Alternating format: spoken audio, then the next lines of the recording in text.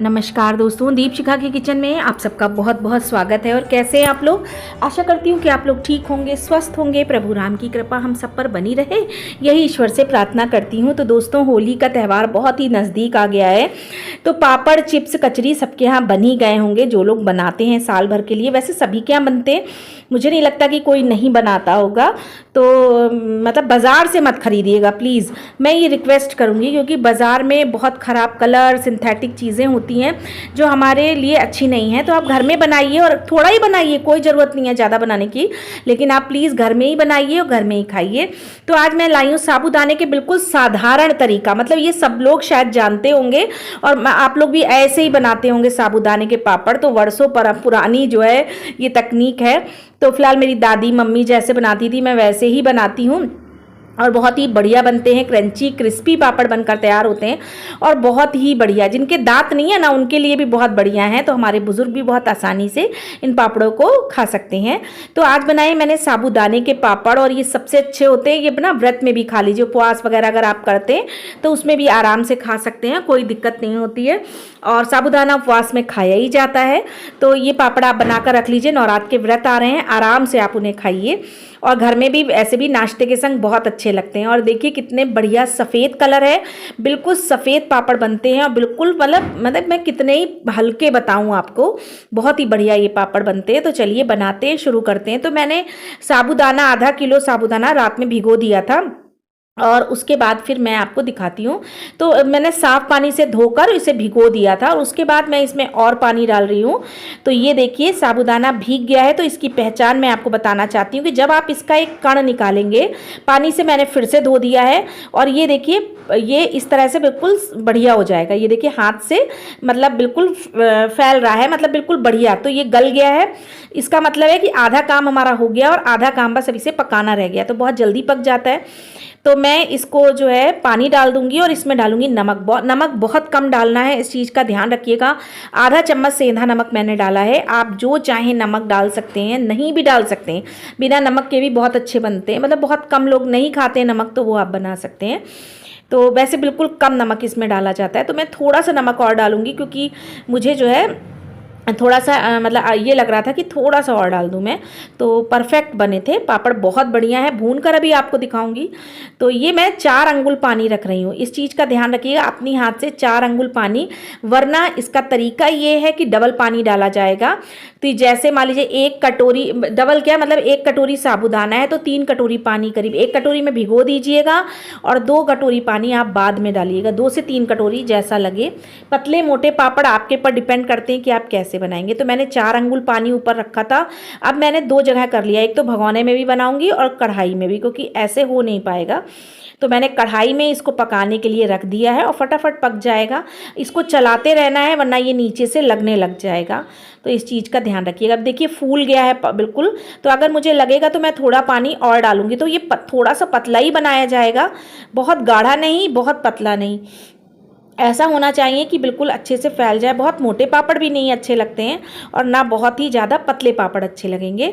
तो ये मैं आपको पड़ोस से दिखा रही हूँ कि अब ये पकना शुरू हो गया है, और बहुत बढ़िया ये पक रहा है, क्योंकि हमने रात में भिगो दिया था इसे।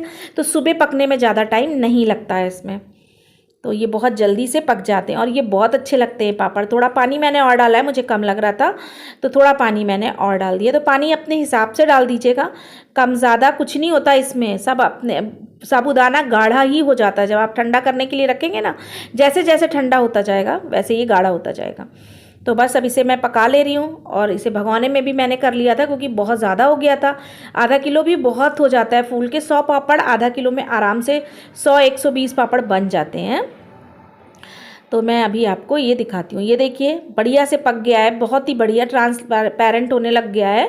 तो दाना जब ट्रांसपेरेंट हो जाए, बस समझ जाइए कि आपका साबूदाना बढ़िया हो गया है। तो ये देखिए पक गया था, तो मैंने भगोने में निकाल लिया, और कढ़ाई में तो ये है ही। तो ये स्टील के भगोने में मत पकाइएगा, अगर भारी तली का तो पकाइएगा, वरना फिर वो नीचे से लगने लगेगा और पापड़ आपके काले पड़ जाएंगे। और बस अब इसको मैंने जो है पन्नी पे डालना शुरू कर दिया है। तो पन्नी पे ही डालिएगा ये पापड़, और पन्नी पे कुछ भी नहीं लगाया है, ना कोई ऑयल वगैरह कुछ लगाने की ज़रूरत नहीं है। इसी तरीके से पापड़ डाल दीजिएगा और बस एक दिन में ये सूख जाएंगे। फिर इनको पलट दीजिएगा और फिर दोबारा से सुखा लीजिएगा। हाँ, इस पापड़ों को सूखने में ज़्यादा टाइम लगता है, तो 2 से 3 दिन लग जाएंगे पापड़ सूखने में। तो ये पापड़ देखिए बन गया। और मैंने तो व्रत के हिसाब से नहीं बनाए हैं, अपने घर के खाने के हिसाब से बनाए हैं।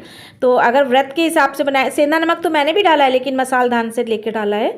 अगर आप व्रत के लिए बना रहे हैं तो अलग से सेंधा नमक जो बढ़िया मतलब आप चाहें तो जो आपने व्रत के लिए रख रखा है तो उसको से डालिएगा। हल्दी मिर्च वगैरह का निशान उसमें नहीं लगना चाहिए, तो उस हिसाब से बना सकते हैं। ये पापड़ कहीं भी किसी भी जगह बना सकते हैं, धूप होनी चाहिए बस। इन पापड़ों के लिए धूप की अति आवश्यकता होती है, अगर धूप नहीं आती है तो फिर दिक्कत करेंगे आपको सूखने में ये। तो थोड़ी बहुत धूप सबके घरों में आती ही आती है। टेरिस पे डाल आइए, कहीं डाल दीजिए और सुबह सुबह बना कर डाल दीजिए। हम लोग तो ये सुबह बना के डाल देते हैं और शाम तक ये सूख जाते हैं। तो मैंने करीब 1-1.5 किलो के बनाए हैं ताकि मेरे साल भर चल सकें। ये साल भर चलते हैं, साल 2 साल बस धूप दिखाते रहो। थोड़ा थोड़ा कभी कभी 2-3 महीने में मैं एक बार इन्हें धूप दिखा देती हूँ, तो ये बढ़िया चलते रहते हैं। तो पापड़ बन के हो गए तैयार। बाज़ार से लाने की कोई ज़रूरत नहीं है, घर में बनाइए। बाज़ार के कोई भी चीज़ इस समय खाने वाली नहीं है, तो कोशिश करिएगा कि घर में ही बनाइएगा और अपने पूरे परिवार को खिलाइएगा। और यकीन जानिए ज़रा से में बहुत हो जाते हैं, मतलब इतने हो जाएंगे कि मतलब खाए नहीं चुकेंगे। बहुत बढ़िया। अब देखिए पापड़ भी बन गए, आलू के पापड़ भी बन गए, मैंने चिप्स भी बना लिए। तो इसी तरीके से सारी मैं तैयारी कर रही हूँ। और ये देखिए मैं दिखा रही हूँ आपको कि मैंने इसे पलट दिया था, ये शाम का समय है तो मैं दिखा रही हूँ, मैंने इसे चारपाई पर डाल दिया था। और ये देखिए अब मैं दूसरे दिन आपको ये दिखा रही हूँ, ये बिल्कुल सूख गए हैं। आवाज़ देखिए आपने कितनी करारे बने हैं। तो बस इसको सेकेंगे और ये देखिए कितने बढ़िया लग रहे हैं। आप पतले मोटे अपने हिसाब से बना सकते हैं, मैंने थोड़े से मोटे बनाए हैं इस बार। वैसे मैं बहुत महीन बनाती थी, तो इस बार हल्के से मोटे ज़रा अच्छे लगते हैं खाने में, तो हल्के हल्के से मोटे बनाए हैं। और ये देखिए दूध जैसे सफ़ेद दिख रहे हैं। ये देखिए कितने बढ़िया पापड़ बने हैं, ये देखिए। और बहुत ही सुंदर पापड़ बने हैं, बहुत बढ़िया। इससे ये पापड़ सबसे बेस्ट पापड़ मुझे लगते हैं, बहुत अच्छे लगते हैं। आलू के पापड़ और ये साबूदाने के पापड़ मतलब गजब के होते हैं। इतने भी पापड़ बाज़ार से ख़रीद लाइए, इनका मुकाबला किसी से नहीं है। हाँ, सूजी के और जो अरारोट के पापड़ मैंने अभी आपके संग शेयर नहीं करे हैं, मैं करूँगी तो कल परसों में शेयर कर दूँगी। अरारोट के पापड़ भी बहुत अच्छे बनते हैं, बहुत ही बढ़िया। अगर आप ये पापड़ बनाने में आपको दिक्कत है तो अरारोट के पापड़ मैं बनाना बताऊँगी, 5 मिनट में बन जाते हैं। पिछली बार मैंने रेसिपी डाली थी तो कढ़ाई में डाल दिया ऑयल, और खूब तेज़ गरम ऑयल में ही इसे सेकिएगा। अगर आप धीमी ऑयल में सेकेंगे तो ये बहुत अच्छे से फ्राई नहीं होंगे, बीच से कच्चे रह जाएंगे। तो इनकी यही पहचान है कि आपको खूब तेज़ गरम कर लेना है ऑयल को और उसमें इसको सेकना है। तो ये देखिए बढ़िया से पापड़ बनकर तैयार हो गए। तो ये मूंगफली का तेल है, आप कोई भी चीज़ ले सकते हैं, कोई भी ऑयल, सरसों के तेल में भी सेक सकते हैं, मैं सब में सेक लेती हूँ। तो कढ़ाई चढ़ी हुई थी तो फिर मैंने कहा लो फटाफट इसी में कर लेते हैं। तो ये पापड़ सेक लिए हैं और ये बहुत ही बढ़िया पापड़ बनकर तैयार होते हैं, बढ़िया फूले फूले और सफ़ेद, बिल्कुल बहुत अच्छे लगते हैं। चाय के संग एक पापड़ चाय हो तो फीकी चाय भी बड़ी अच्छी लगती है, बहुत अच्छे। और बहुत बढ़िया से ये पापड़ बनकर तैयार हो गए हैं। मैं आपको दिखा रही हूँ, छोटे से हैं और फूलते जा रहे हैं। इसमें कुछ भी मैंने नहीं डाला है, ना पापड़ खार डाला है, ना सोडा डाला है, कुछ भी नहीं, कुछ भी नहीं। ये ऐसे ही बहुत बढ़िया बनते हैं। तो बस जल्दी जल्दी साबूदाना लाइए, भिगोइए और पापड़ बना डालिए, बहुत जल्दी बन जाते हैं और बहुत ज़्यादा बनते हैं। मतलब मैं कितना ही आपको बताऊं, 1 किलो में मेरे 150 करीब पापड़ बने हैं। तो साइज़ पे भी डिपेंड करता है, बड़े बड़े छोटे छोटे आप जैसे चाहे बनाएं। मैंने बहुत ज़्यादा बड़े नहीं बनाए हैं।